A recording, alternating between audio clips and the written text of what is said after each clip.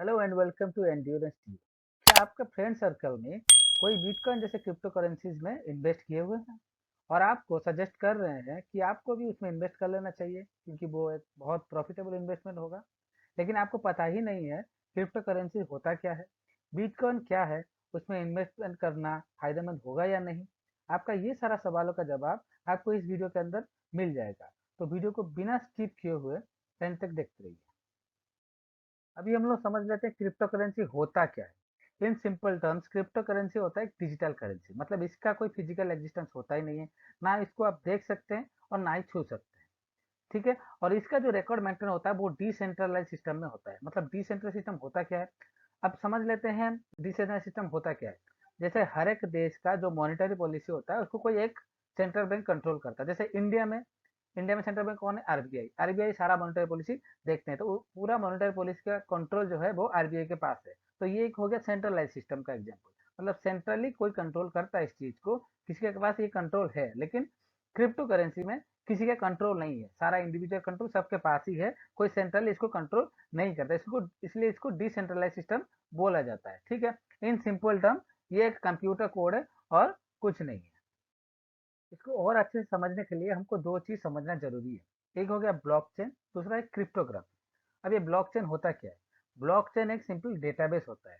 जैसे बाकी डेटाबेस है उससे थोड़ा ये डिफरेंट है, मतलब किस हिसाब से डिफरेंट है, जो इन्फॉर्मेशन स्टोर करता है उस तरीके से ये बाकी डेटाबेस है ये थोड़ा डिफरेंट है। ब्लॉकचेन करता क्या है, क्रिप्टो करेंसी के अंदर जितना भी ट्रांजेक्शन होता है उसको वो ब्लॉक के फॉर्म में सारे को रिकॉर्ड करता है, फिर हर एक ब्लॉक को लिंक कर देता है एक दूसरे से। वैसे न्यू डाटा आता रहता है, तो फिर न्यू डाटा को ले वो नया ब्लॉक बनाता रहता है। मतलब ये सिंपल एक डेटाबेस है जो कि क्रिप्टो करेंसी का जितना भी ट्रांजेक्शन होता है उसको रिकॉर्ड करता है। अभी समझ लेते हैं क्रिप्टोग्राफी होता क्या है। क्रिप्टोग्राफी वो साइंस है जिसको यूज करके इंफॉर्मेशन को सेफली दूसरी जगह ट्रांसफॉर्म किया जाता है, दूसरी जगह भेजा जाता है। ठीक है। इसका एक क्लासिक एग्जांपल आप ये ले सकते हैं। आप लोग सब व्हाट्सएप यूज करते होंगे, आप लोग देखे होंगे कि वहां पे लिखा हुआ रहता है messages are end to end encrypted. इसका मतलब क्या है, आप जो मैसेजेस जिसको भेज रहे हैं सिर्फ वही उसको पढ़ सकता है। मतलब इवन व्हाट्सएप चाहे तो खुद वो मैसेज को वो पढ़ नहीं सकता, क्योंकि आप देखे होंगे कि आपका जितना भी कॉन्टैक्ट है सबके साथ आपका अलग अलग कोड है। उनका फोन में भी आपका कोड और आपका फोन में उनका कोड दोनों मैच रहता है, इसको सीक्रेट की कहा जाता है। अब नीचे वाला जो है एग्जाम्पल उसको आप अच्छे से देखिए। जैसे यहाँ पे बॉब और एलिस दो जन है, ठीक है। वहां पे बॉब जो है वो हेलो एलिस लिख रहे हैं और इसको एनक्रिप्ट कर रहे हैं, तो वो ये वाला मैसेज जो है ये कोड के फॉर्म में फॉर्म हो जाता है। ठीक है। और ये ट्रांसफर हो जाता है एलिस के पास, तो एलिस के पास भी वही सीक्रेट की है, तो उसको वो इस्तेमाल करके उसको डिक्रिप्ट करते हैं। बॉब ने एनक्रिप्ट किए थे और ये उसको डिक्रिप्ट कर रहे हैं, मतलब उसका उल्टा कर रहे हैं। तब क्या हो रहा है, वो जो कोड था और कोड जो एक्चुअल मैसेज है उसका फॉर्म में फिर वापस ये हो जाता है। तब वो एलिस को पता चलता है कि वो क्या भेजे थे। इससे होता क्या है कि जब बीच में ही ट्रांसफर हुआ डेटा, तो उसको कोई हैक नहीं कर सकता या फिर कोई उसको मिसयूज नहीं कर सकता, किसी को पता भी नहीं चलेगा वो एक्चुअल मैसेज था क्या। तो ये एक सिक्योर फॉर्म है मैसेजेस या फिर इंफॉर्मेशन या फिर ट्रांजेक्शन को ट्रांसफर करने का। अभी एक छोटा सा डिफरेंस देख लेते हैं इंडियन रुपीज वर्सेस बिटकॉइन का। बिटकॉइन एक क्रिप्टो करेंसी है, ठीक है। सबसे ज्यादा न्यूज में बिटकॉइन ही रहता है और मार्केट कैप के हिसाब से भी नंबर वन में बिटकॉइन ही आता है। तो अपना पूरा डिस्कशन जो है बिटकॉइन के इर्द गिर्द ही रहने वाला है। ठीक है। इंडियन रुपीज जो है उसको उसका कंट्रोल किसके पास है? अपना सेंट्रल बैंक यानी कि आरबीआई के पास है। ठीक है। आरबीआई के पास स्टिल जितना भी इंडियन रुपीज है छपा हुआ है, ठीक है, उसको बैक कौन करता है? उसको बैक करता है government securities, foreign currency assets and other assets जो आरबीआई के पास पड़ा हुआ है गोल्ड या बॉन्ड के रूप में। ठीक है। तो अपने इंडिया का जितना भी इंडियन रुपीज है आरबीआई के पास, उसका बैकिंग के लिए ये सब एसेट ऑलरेडी है। मतलब ये आप अदर वे में ऐसे समझ सकते हैं, आरबीआई उतना पैसा छाप सकता है जितना कि उसके पास एसेट हो। ठीक है। हाँ, मान लेते हैं 10 करोड़ का एसेट है आरबीआई के पास पूरा देश का, तो वो 10 करोड़ का ही छाप सकता है पैसा, उससे ज्यादा नहीं छाप सकता। बहुत लोगों का मन में ये रहता है कि अगर पैसा छापने का मशीन अपने पास है, ठीक है, तो हम लोग तो चाहे जितना भी पैसा है उतना छाप सकते हैं, फिर चाहे हम लोग का गरीबी तो दूर हो सकता है इसमें। पर ये ऐसा होता नहीं है। ठीक है। जब आप इकोनॉमिक पढ़ेंगे इसके ऊपर और डिटेल में आप जान सकते हैं। ठीक है। जितना भी आपके पास असेट है आप उतना ही पैसा छाप सकते हो, उससे ज्यादा नहीं छाप सकते। ठीक है। इसके ऊपर डिस्कशन आप इकोनॉमी पढ़ेंगे तब आपको पता चल जाएगा, इसके डिटेल में हम लोग डिटेल में नहीं जा रहे हैं। ठीक है। अब बिटकॉइन को बैक कौन करता है? जैसे इंडियन रुपीज को बोले कि ये सारा एसेट आपको बैक करता है, बिटकॉइन को बैक कौन करता है? इसको कोई बैक नहीं करता, ये सिर्फ पब्लिक ब्लॉकचेन के ऊपर ही चलता है। पब्लिक का डिमांड बढ़ गया बिटकॉइन को लेके तो इसका वैल्यू भी बढ़ जाता है, डिमांड गिर गया तो इसका वैल्यू भी गिर जाता है। तो इसका कोई भी बैकिंग है ही नहीं।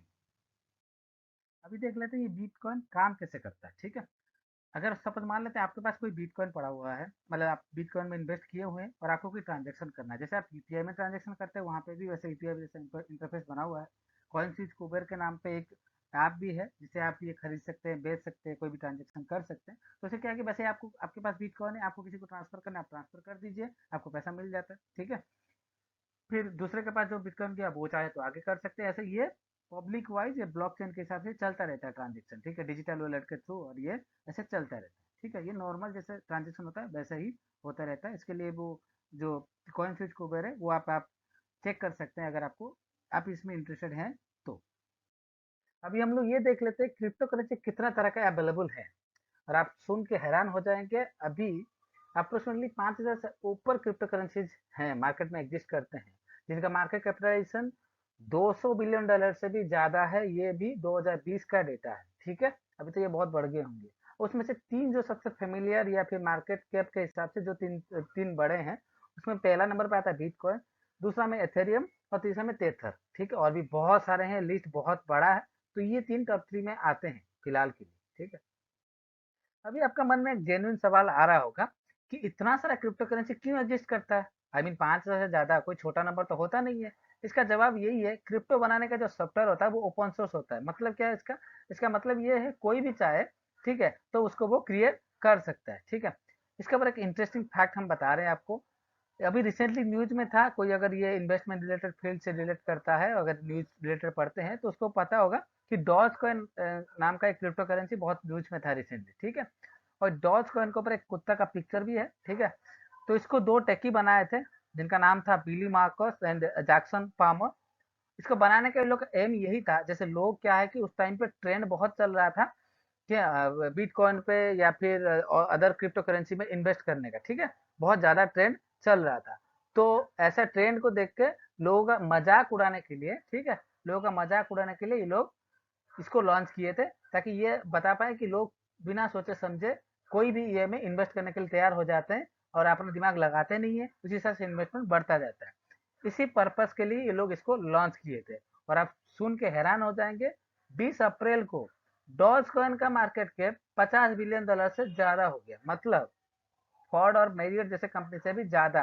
मतलब सोच के देखिए, हंसी आ रहा है सुन के कि लोग जो क्रिप्टो करेंसी उन लोगों का मजाक उड़ाने के लिए ही बनाया गया था, उस पर भी इन्वेस्टमेंट करके छप्पर फाड़ दिए, मतलब बिना सोचे समझे। तो आप यहीं से आपको अंदाजा लग गया होगा आजकल लोग इन्वेस्टमेंट के पीछे कैसे भागे हुए हैं, कहाँ पे इन्वेस्ट करना है, ये क्या करना है। मतलब उनको रातों रात करोड़पति ही बनना है, उनको आगे कुछ दिखता ही नहीं है, बस इन्वेस्टमेंट कर दो। सामने वाला किया ठीक है हम भी कर देते हैं, इसी हिसाब से अभी चल रहा है। दिमाग लगाते बिल्कुल भी नहीं है, बस इन्वेस्टमेंट कर दो, ठीक है, इन्वेस्टमेंट कर दो, इसी हिसाब से चल रहा है। अभी हम लोग ये देख लेते हैं क्रिप्टो करेंसी कौन सा एरिया में रेगुलर करेंसी से अच्छा है। तीन एरिया हम बता रहे हैं जहाँ पे ये थोड़ा बहुत अच्छा है, मतलब थोड़ा बहुत नहीं, अच्छा ही है। ठीक है, इसका ट्रांजेक्शन फास्टर होता है। ठीक है, और दूसरा चीज ये बोल सकते हैं ये ग्लोबली एक्सेप्टेबल है। मतलब आप अगर अमेरिका जाएंगे तब भी बिटकॉइन ही यूज होना है, इंडिया आना है तब भी बिटकॉइन, और आप कहीं पे भी चले जाए दुनिया में तो वहाँ पे बिटकॉइन ही यूज होना है। यहाँ पे एक्सचेंज का कोई झंझट है ही नहीं। और तीसरा बात ये है, जैसे हम पहले ही बता चुके हैं, इसमें कोई थर्ड पार्टी का एनवायरमेंट है ही नहीं, ये डिसेंट्रलाइज सिस्टम से ऑपरेट करता है। तो यहाँ पे जो चार्जेस वगैरह जो है ये कुछ लगता ही नहीं है। ठीक है, तो इसी हिसाब से ये थोड़ा चीपर पड़ता है। ये तीन एरिया है जहाँ पे इसको थोड़ा एज मिलता है रेगुलर करेंसी से। अब ये जेन्युइन सवाल है, क्या क्रिप्टो करेंसी कॉम्प्लिकेटेड है? बहुत ज्यादा। एक सर्वे के हिसाब से 10 में से किसी एक इंसान को क्रिप्टो करेंसी कैसे काम करता है ये समझ में आता है। ठीक है, ये सर्वे का डेटा है। ठीक है, और तीन में से कोई एक क्रिप्टो करेंसी इन्वेस्टर, मतलब जो क्रिप्टो करेंसी में ऑलरेडी इन्वेस्ट किए हुए हैं, उनको थोड़ा बहुत आइडिया है क्रिप्टो करेंसी होता क्या है। अब ये सोच के देखिए, इन्वेस्टमेंट हो चुका है फिर भी तीन में से किसी एक को पता है कि हाँ ये क्रिप्टो करेंसी होता क्या है या कैसे काम करता है। ठीक है, इसका एक इंस्टेंस आप देख लीजिए, बिटकॉइन जो है 2009 से सर्कुलेटेड हो रहा है। ठीक है, और अभी तक दुनिया को पता नहीं है बिटकॉइन बनाया किसने है। सब लोग आजमसन ही लगा रहे हैं। सबका आजमसन है कि संतोषी नाकामोटो नामक एक आदमी थे, जिनके सुपरविजन में ये बिटकॉइन सर्कुलेट होना स्टार्ट हुआ था। मतलब यहाँ से वो स्टार्ट हुआ था। मतलब अभी तक इसका कोई प्रूफ है नहीं, मतलब अभी तक ये एजम्पशन ही है। किसी को पता भी नहीं है, जिसके ऊपर इतना इन्वेस्टमेंट हो रहा है, जो इतना पॉपुलर है, उसको बनाया कौन है? तो यहीं से आप सोच कर देख सकते हैं ये कितना कॉम्प्लिकेटेड है। लोगों को पता ही नहीं है, बस इन्वेस्टमेंट करते जा रहे हैं, करते जा रहे हैं, पता ही नहीं है इसका एग्जिस्टेंस है क्या। ठीक है। अभी आप जो ये पिक्चर देख रहे हैं, ये संतोषी नाकामोटो जी का है। ठीक है। जो अजम्पशन लगा रहे हैं सब लोग कि बिटकॉइन का फाउंडर यही है, तो इनका ये तस्वीर है। इनका एक फेमस कोट है, यहाँ पे मैं मेंशन करना चाहूंगा। If you don't believe it और don't get it, I don't have the time to try to convince you. Sorry, इसका मतलब ये है, अगर आप विश्वास नहीं कर रहे हैं या फिर आप समझ नहीं पा रहे, तो मेरे पास उतना टाइम नहीं है आपको समझाने का। ठीक है, आपको अगर इन्वेस्टमेंट करना है करिए, वरना मत करिए। ये छोटा सा कोट है, लेकिन इसमें बहुत ज्यादा डीप मीनिंग है। अगर आप क्रिप्टो करेंसी की अभी तक समझ रहे हैं, इतना तक आप वीडियो में आ गए हैं, तो आपको वो सारा बात हम जो बताए, ये सारा ये कोड के अंदर है। अगर आप ठीक से समझना चाहें तो समझ सकते हैं। ठीक है। अभी आप जो चार्ट देख रहे हैं मार्केट कैप के हिसाब से, ठीक है, टॉप 10 क्रिप्टो करेंसी का लिस्ट है। इसमें टॉप 1 पे बिटकॉइन ही आ रहा है, दूसरा नंबर पे एथेरियम और तीसरा में तेथर। ऐसे ही ये लिस्ट टॉप 10 तक गया हुआ है। ठीक है। अभी कुछ प्रोस एंड कॉन्स देख लेते हैं बिटकॉइन का। पहले प्रोस देख लेते हैं। जैसे कि हम पहले ही बता चुके हैं, मैं क्रिप्टो करेंसीज में या फिर जैसे बिटकॉइन में कोई थर्ड पार्टी इन्वॉल्वमेंट होता नहीं है। ठीक है, इसीलिए ये ट्रांजेक्शन जो फास्टर होता है और चीपर भी होता है। दूसरा पॉइंट जो सबसे अच्छा पॉइंट है, क्योंकि बिटकॉइन जो है करेंसी डिबेसमेंट एंड इन्फ्लेशन से इफेक्ट होता नहीं है, जो सबसे अच्छा पॉइंट है। ठीक है। कॉन्स क्या क्या है?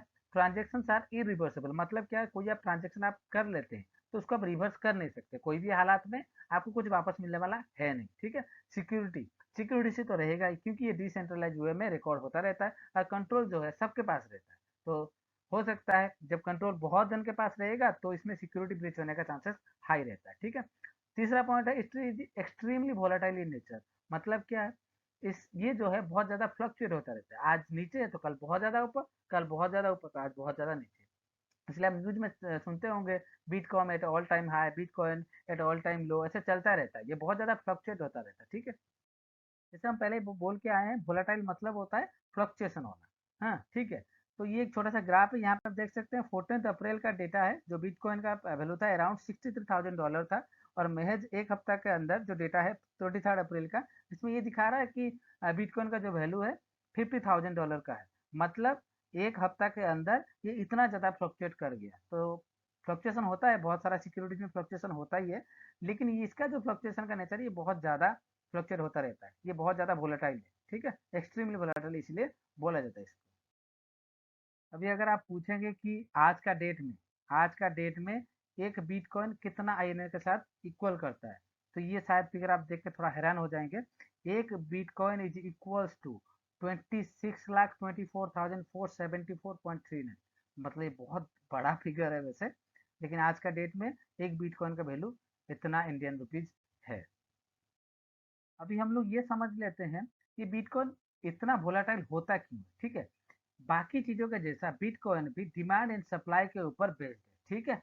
जब डिमांड बढ़ता है तो प्राइसेस बढ़ जाता है, और जब डिमांड घटता है तो प्राइसेस घट जाता है। जनरली होता है क्या, जब पैसा मतलब प्राइस बढ़ जाता है बिटकॉइन का, तो लोगों को लगता है कि अब बेच देना चाहिए बिटकॉइन और पैसा ले लेना चाहिए।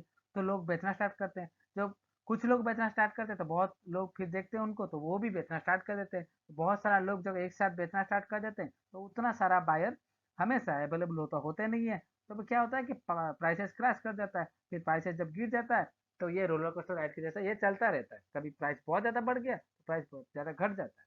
ठीक है। इसलिए ये बहुत ज्यादा वोलाटाइल है, इसका जो एक बैलेंस बैठता ही नहीं है हमेशा। अभी आप लोग ये पूछ सकते हैं कि क्या दुनिया भर में क्रिप्टो करेंसीज को एक्सेप्टेंस मिलता है, मतलब सारा कंट्री रिकॉग्नाइज करते हैं क्या? आंसर है नहीं। बहुत सारा कंट्रीज है जो इसको लीगल मानते नहीं है। अपना इंडिया का ही बात कर लेते हैं, ये अपना प्यारा भारत। अपना इंडिया में ये लीगल टेंडर नहीं है। ठीक है। अपना इंडिया में ये लीगल टेंडर नहीं है। जैसे बहुत सारा और कंट्रीज है, जैसे आप देख सकते हैं जो जो येलो कंट्रीज है, जो येलो मार्क किया हुआ है, वो सारा कंट्रीज में ये लीगल टेंडर है ही नहीं है। वो लोग इसको रिकॉग्नाइज करते ही नहीं है। ठीक है। अनरेस्ट्रिक्टेड है 105 कंट्री 251 में से। हाँ, तो 105 अगर घटा देते हैं, बाकी जो भी कंट्री बचे या फिर रीजन बचे, वहां पे ये रिस्ट्रिक्टेड है। ठीक है। तो बहुत सारा कंट्रीज अभी भी हैं जो इसको रिकॉग्नाइज करते ही नहीं है क्रिप्टो करेंसी को। अभी सबसे बड़ा सवाल ये आता है, अभी जैसे आप मैप में देखा है, बहुत सारा कंट्री जो है वो रिकॉग्नाइज नहीं करते क्रिप्टो करेंसीज को। वैसे इंडिया में भी ये बैन है। तो ये कंट्रीज बैन क्यों करते हैं क्रिप्टो करेंसीज को, इसमें प्रॉब्लम क्या क्या है जो इसको बैन करना पड़ रहा है? तो इसमें मेन दो चीज है। ये एक तो ये डिसेंट्रलाइज वे में कंट्रोल होता है, मतलब इसके पास इसका कंट्रोल गवर्नमेंट के पास होता नहीं है, ठीक है। और दूसरा ये है, इससे टैक्स इवेशन और मनी लॉन्ड्रिंग भी पॉसिबल हो जाता है आसानी से, क्योंकि कंट्रोल तो होता नहीं गवर्नमेंट के पास। और जो चीज में गवर्नमेंट का ही कंट्रोल नहीं है उसको गवर्नमेंट इतना जल्दी अलाउ तो करने वाला है नहीं। तो ये दो चीजें जिसकी वजह से बहुत सारा कंट्रीज में ये अभी तक बैंड है। ये अरेबियन बिजनेस का न्यूज आर्टिकल है, इसमें मेंशन था crypto investors get a shock as India draft bill to ban digital currency. तो ये बैन वर्ड यूज करना तो सही नहीं रहेगा, क्योंकि इनिशियली आरबीआई जो हम लोग का मॉनेटरी पॉलिसी कंट्रोल करता है उसने ये जो क्रिप्टो करेंसी है इसको लीगल टेंडर मानने से मना कर दिया था। तो इसका मतलब ये नहीं है कि क्रिप्टो करेंसी इंडिया में बैन है। अगर बैन होता तो बहुत सारे लोग जो है वो इन्वेस्ट करते कर रहे हैं अभी भी, या उस टाइम पे भी कर रहे थे, तो वो लोग कर नहीं पाते, क्योंकि बहुत सारा लोग जो है लीगल टेंडर नहीं है उसके बावजूद भी बिटकॉइन या दूसरे क्रिप्टो करेंसीज में इन्वेस्टमेंट कर रहे हैं। लेकिन इसमें होता क्या है, अगर आगे जाके कुछ भी अनहोनी होता है तो इसमें गवर्नमेंट का कोई रिस्पॉन्सिबिलिटी आएगा नहीं, इसीलिए गवर्नमेंट उसको पहले ही एक इलीगल टेंडर बोल चुका है, ठीक है। अभी रिसेंटली जो डेवलपमेंट हुआ उसके हिसाब से सुप्रीम कोर्ट ने क्रिप्टो करेंसी ट्रेडिंग को अलाउ कर दिया है। जो इनिशियली था आरबीआई का बैन, उसको क्लोज कर दिया, मतलब उसको हटा दिए गए, ठीक है। तो अब होगा क्या, ये हो सकता है आगे जाके ये लीगलाइज हो जाए इंडिया में। ये तो देखना बाकी है, ये न्यूज इन डेवलपमेंट है। देखते हैं आगे क्या क्या होता है, गवर्नमेंट क्या क्या नया स्टेप लेते हैं इसको लीगलाइज करने के लिए, ये अभी बाकी है देखना, ठीक है। अभी सबसे बड़ा सवाल ये खड़ा हो गया कि क्या बिटकॉइन में इन्वेस्ट करना सेफ है, ठीक है। तो ये सवाल के लिए हम ये बोलेंगे, आप अपना माइंड इस्तेमाल करिए, अपना माइंड लगाइए, अप्लाई योर ओन माइंड। जो जो फैक्ट्स था इसके रिलेटेड मैंने आपके सामने रख दिया, क्या प्रोज है क्या कौन से ये रख दिया, ये कैसे काम करता है, क्रिप्टो करेंसी का मैकेनिज्म क्या है, ये अच्छे से आपको समझा दिया। अब डिसीजन जो होगा वो आपका होना चाहिए कि आपको क्या करना चाहिए। किसी का बात में आके इन्वेस्टमेंट करना नहीं चाहिए।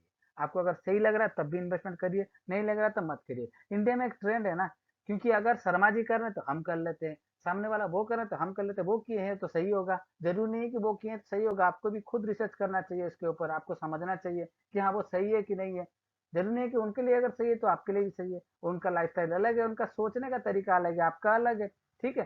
तो इसीलिए हमेशा खुद से चेक करिए, ठीक है। लोगों से ओपिनियन लीजिए कि ये चीजें ये है नहीं, ये है नहीं। तो आपको अच्छे से रिसर्च करना चाहिए, आप जिस पे इन्वेस्ट कर रहे हैं वो क्या चीज है, उसको आपको रिटर्न मिलेगा कि नहीं मिलेगा, वो कितना रिस्क है। अगर आप रिस्क ले ही रहे हैं तो कैलकुलेटेड रिस्क लीजिए, ठीक है। बिना कैलकुलेटेड रिस्क मत लीजिए, ऐसे कि नहीं हाँ रिस्क लेना है तो ऐसे ही कूद जाना है, कूदना नहीं है, कैलकुलेटेड रिस्क लेना है, ठीक है। फ्यूचर जो होगा करेंसी का वो डिजिटल होगा, इसमें कोई डाउट नहीं है। लेकिन फिर भी आपको जो इन्वेस्ट करना है ये आपको ठीक से देखना है, आप इन्वेस्टमेंट कर रहे हैं कि गैम्बलिंग कर रहे हैं। अगर आप गैम्बलिंग करने के लिए तैयार है तो फिर इसके ऊपर आगे जाके जो आपको होना है आपके साथ, आप जो पाने वाले हैं या खोने वाले हैं, उसके लिए आपको तैयार रहना पड़ेगा। क्योंकि गैम्बलिंग में तो कोई भरोसा नहीं है, या तो आप करोड़पति बन सकते हैं या रोडपति बन सकते हैं, ये आपके हाथ में। ये आपको सोचना है, अपना माइंड लगाना है, ठीक है। मैंने आपका जो भी फैक्ट है इसके रिलेटेड सब आपके सामने रख दिया है, ये आपके ऊपर अभी हम छोड़ रहे हैं। तो आपको इन्वेस्ट करना है करिए, मत करना है तो मत करिए। किसी का ओपिनियन है तो लीजिए, लेकिन डिसीजन हमेशा अपना होना चाहिए। ओपिनियन चाहे भले ही आप 10 आदमी से ले लें, लेकिन डिसीजन आपका होना चाहिए, ठीक है। इसी नोट के साथ ये होता है वीडियो का एंड। अगर आपको ये वीडियो इन्फॉर्मेटिव लगा हो तो अपने दोस्तों के साथ शेयर करिए और अपना चैनल को सब्सक्राइब करिए, ऐसे और भी मजेदार कंटेंट आसान भाषा में समझने के लिए। Thank you.